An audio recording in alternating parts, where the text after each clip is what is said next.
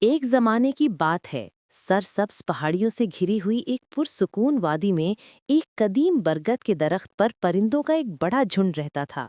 درخت مضبوط اور چوڑا تھا، اور اس کی شاخوں پر چڑیاں، طوطے، مینائیں اور کبوتروں سمیت سینکڑوں پرندے ایک ہی خاندان کی طرح بسے ہوئے تھے۔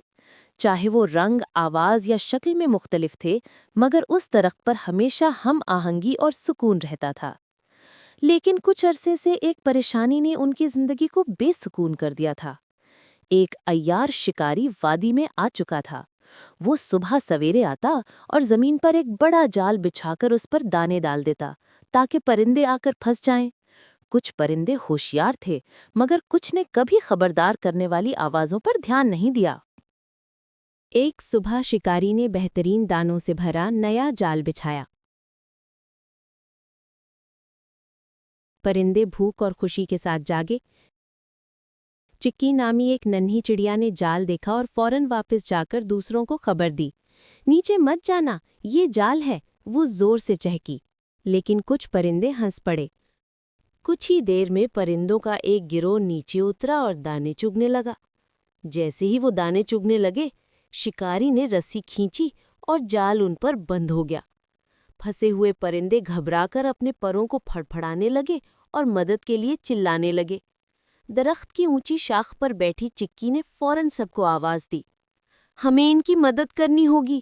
اگر ہم مل کر کوشش کریں تو انہیں بچا سکتے ہیں۔ طوطوں نے سر ہلایا، ہم بہت چھوٹے ہیں، ہم کیا کر لیں گے؟